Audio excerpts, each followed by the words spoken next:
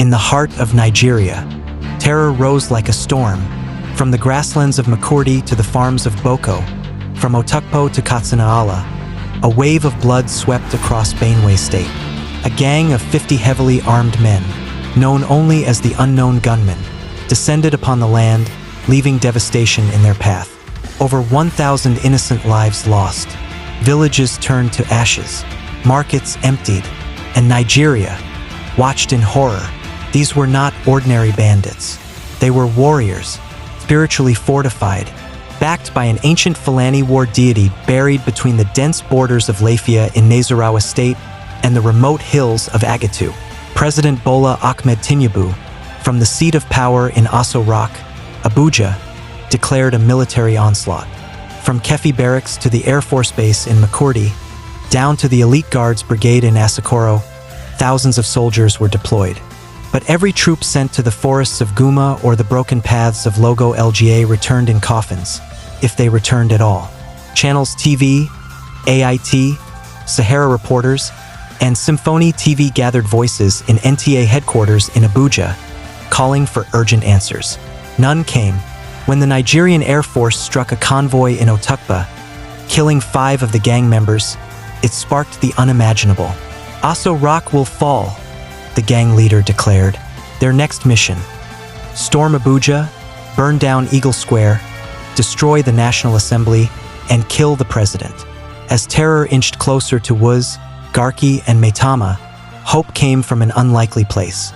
From Lagos mainland, a voice echoed from Okija military cantonment. Her name, Chidubem Uchenna, daughter of Okija in Anambra, trained by the U.S. Army. Now back home, she made a call. Let me fight for Nigeria.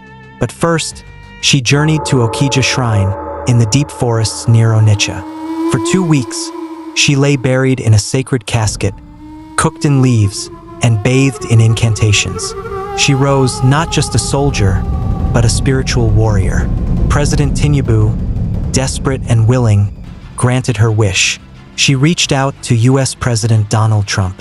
In less than 48 hours, 4 elite soldiers landed at Murtala Muhammad International Airport, joining her in what became known as the Phantom 6.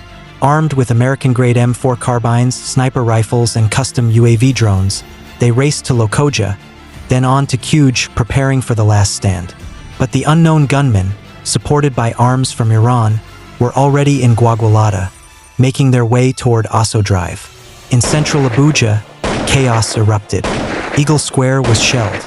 Federal Secretariat crumbled. Smoke rose above Jabi Lake Mall. Wailing filled Gwarinpa, and Zuba became a ghost town. Chidubem's team held ground near National Mosque, fighting wave after wave of attackers.